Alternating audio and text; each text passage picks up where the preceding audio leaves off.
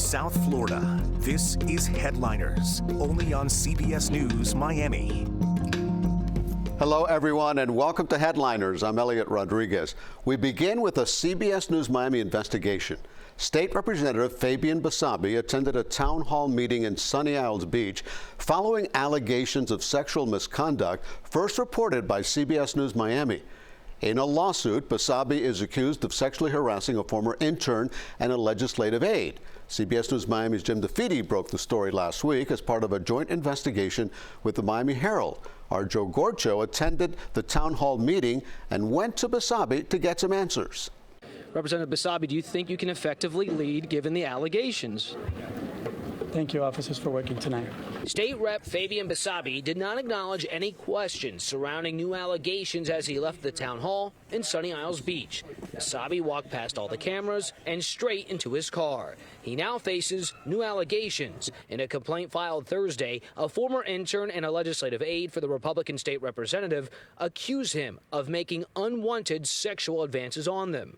The town hall he attended, organized by city leaders, stayed on topic, informing constituents about state government and the current state of affairs. Also participating at the town hall Thursday night was Democratic State Senator Jason Pizzo.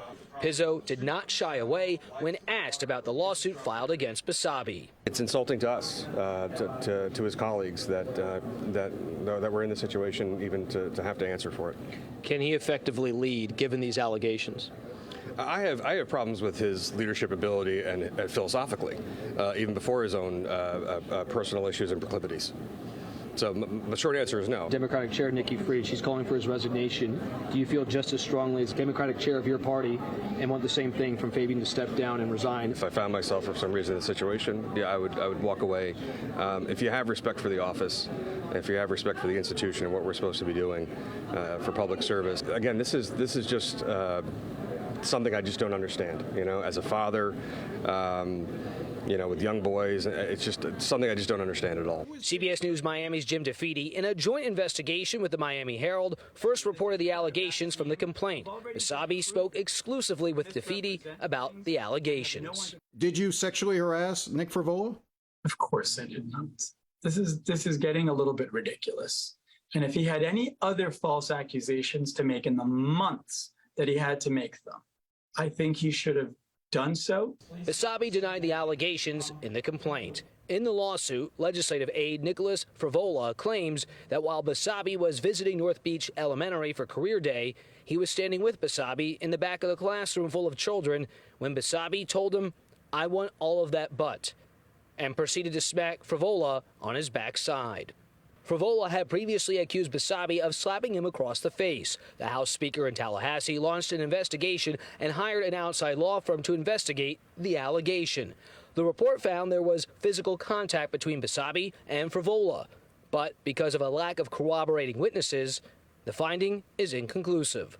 Back to the civil complaint, the second staff member named as a plaintiff, Jacob Cupberth, worked as an unpaid intern in Basabe's office. The complaint alleges Basabe told Cupberth that he should not marry his girlfriend, fiancé, because the marriage would never last, and that Cupberth should explore his sexuality by having sex with men. On a different day, another allegation from the lawsuit says Basabe became intoxicated, and as a result, Cupberth was asked to drive the legislator back to his hotel. While Cupberth was driving, Basabe began to physically touch and grope him, and to grab at him to try to kiss him.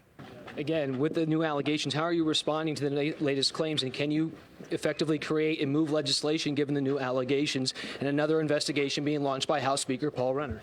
Joe Gorcho, CBS News Miami.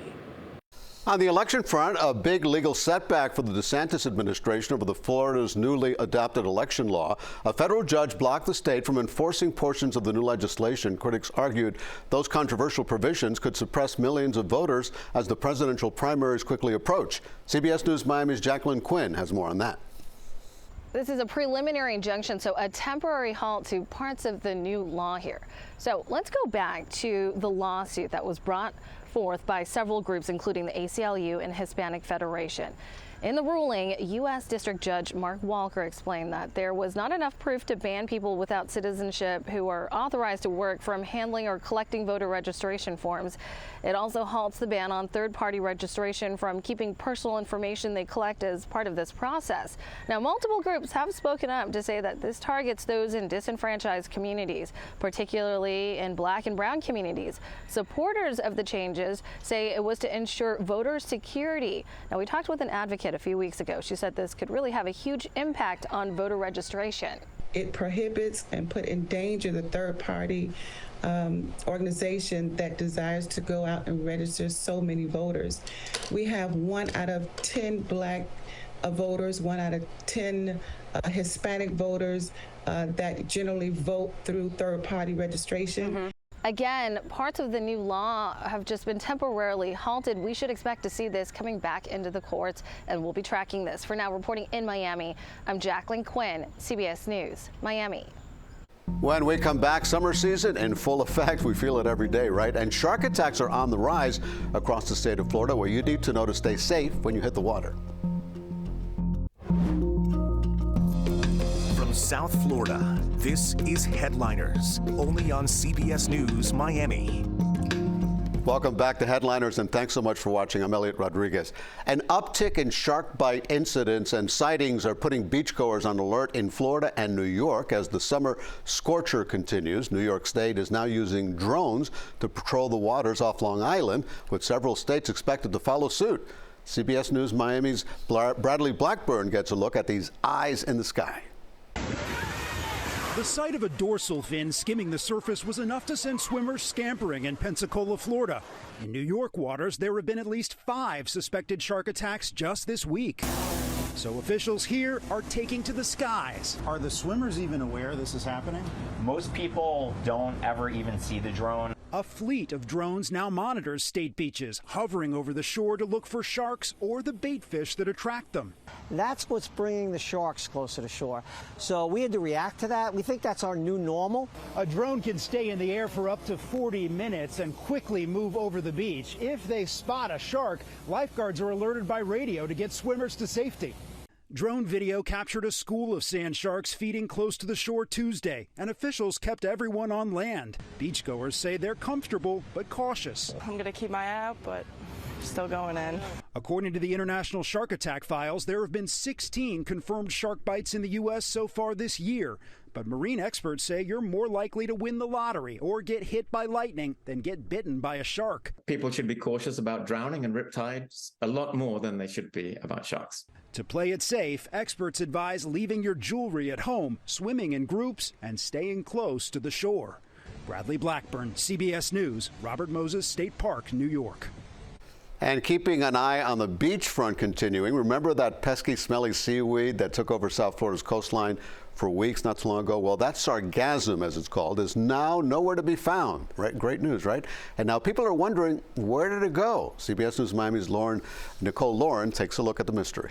Covered this story and spoke with experts not too long ago when that giant blob of seaweed was coming ashore to our South Florida beaches, and now today the beaches are very clear. So the question is why? Well, our news partners at the Miami Herald are reporting it's because of unusually strong winds. The blob of seaweed stretched 5,000 miles from the west coast of Africa all the way to the Gulf of Mexico, and it plagued our beaches for weeks. Scientists at the University of South Florida lab that track this seaweed say they predicted this drop off to happen at some point in June, but they really never expected it to drop off this much. But this is truly some welcome news, because not only is this an eyesore, but that seaweed, when it's onshore, decomposes in the sun and releases hydrogen sulfide, which in turn smells like rotten eggs, and it can also even cause some respiratory problems as well. So the scientists think that the winds either dissipated that sargassum or actually made it sink. So ultimately it seems like the threat of seaweed for the summer months may actually be minimal. In Doral, Nicole Lauren, CBS News, Miami. Good riddance to the seaweed. All right, coming up, starting a business in this country can be dicey in uncertain economic times. See how startups, even those coming from outside the country, are getting a helping hand. South Florida, this is Headliners, only on CBS News Miami. Welcome back. Thanks so much for watching. I'm Elliot Rodriguez. A local program is helping Hispanic businesses expand in the United States. It does so by connecting them to resources needed to thrive. CBS News Miami's Chelsea Jones explains how it works. Making the decision to start a business is never easy. Our main client had gone bankrupt, so we had to sort of downsize. Making Matias Gutierrez the perfect candidate for CIC's International Soft Landing Program. Startups fail and fail again, trying to do this on their own, with no network, not understanding the culture, not understanding how to do business here in the U.S. ISL is a program that provides a toolkit for business owners looking to expand and enter the U.S. market. Everything about taxes, everything about corporate law, everything about their pitch deck and their commercial deck, and all of that. Entrepreneurs are coached for a month while getting acquainted and ultimately brought to the United States. It usually takes anywhere from 3 to 6 months. Gutierrez and his business, Genosur, was a part of the first ISL cohort in 2019. He applied through the Chilean government and was in the U.S. within 2 months. We're able to create technology to support the efforts that were required on PCR testing for COVID patients. Genosur created technology for PCR tests that give results in less than an hour. Business boomed so much so, they outgrew 3 labs. And we got engaged for a contract of over $10 million to manufacture sample collection devices. The Soft Landing program allowed Gutierrez to successfully expand in the U.S. and specifically here in South Florida. It's now patent pending by the USPTO, and we were able to build a $50 million company out of the things that we achieved in this very special place. I'm Chelsea Jones, CBS News, Miami. Celebrations are in order for Monroe County. It's turning 200 years old. The Florida Keys is full of such rich history as a world-renowned tourist destination. CBS News Miami's Hank Tester provides a blast to the past. Monroe County, the Florida Keys, Key West, the Conch Republic, up and down US 1. They're never far from a party, an event, or just laid-back fun. Now a real reason to celebrate big time. 2023 is special. This is the 200th anniversary of the creation of Monroe County. 200 years, a unique history and landscape, both charming and challenging those who have come to live or enjoy what tourism promoters proudly claim is so close to perfect, so far from normal. People that get into, they want to investigate the Jimmy Buffett lifestyle and find out that, hey, this isn't so bad. John Bardis, musician, politician, once the mayor of Marathon in the Middle Keys. Once you're down here, you found your little place in the islands, you're doing what you want to do. Exactly what Keys officials and civic leaders did in April of 1982 when the feds set up roadblocks looking for drugs and immigrants. Keys leadership, with tongue-in-cheek, declared the independent Conch Republic, declared war on the United States, immediately surrendered. In the midst of the uproar, the feds backed off on their roadblocks. The mythical Conch Republic was born. This sort of Conch Cuban-American culture all mixed together into this unique combination really makes the Florida Keys an amazingly diverse, interesting, and absolutely unique place in Florida. From the early days, the New Englanders to the Cubans, freed slaves, the Bahamian conchs, both black and white, in the early 1800s came for opportunity. Monroe County, independent and diverse from the beginning. Had a lot to do with the salvers, had a lot to do with, the cigars and the tobacco, had a lot to do with, some of it had to do with basically plain old piracy. The wreckers, plucking cargo from sailing ships, had crashed into the reefs up and down the Keys. Later, Cubans escaping oppressive Spanish rule in Cuba set up major cigar rolling operations. At one time, Key West was the richest and largest city in the Florida Territory, and the most diverse. Along the way, there was a serious need for government up and down the island chain. So the Florida legislature said, okay, well, we'll make a new county in all of South Florida, south of Lake Okeechobee, and made it Monroe County, a massive area. That was July 3rd, 1823, 200 years ago. Well, lots happened since. Of course, today's world-renowned tourist industry, fishing, both commercial and recreational. After the turn of the 20th century, Henry Flagler built a railroad that connected Monroe County with the mainland. Tourists flowed into the subtropical paradise. In the late 1940s, President Harry Truman, a visitor, establishing Key West Little White House. There was a Cuban Missile Crisis, troops and missiles at the ready. The Mariel boat lift and 1994 rafter crisis, Cuba just 90 miles away. And hurricanes? Through it all, Monroe County, the Florida Keys, held a unique lure. People have come down here for, decades upon decades finding inspiration. I mean, from some of the classic writers like Ernest Hemingway, who spent time down here. So did Truman Capote, Tennessee Williams, Robert Frost. A lifestyle Jimmy Buffett popularized and John Bardis sings about. Jesus looks out the window, riding out 75. It's just an inspiration just to be able to hang out, look at our waters, look at our wonderful islands, the things, our beaches, are getting out on the water, and that does inspire a lot of songs. Plenty to sing about, plenty to celebrate, an amazing history all the way from Key Largo to Key West.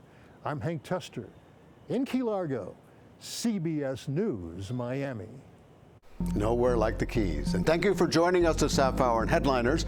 As always, keep it right here to CBS News Miami for up-to-the-minute breaking news and weather 24 hours a day. Make it a great day.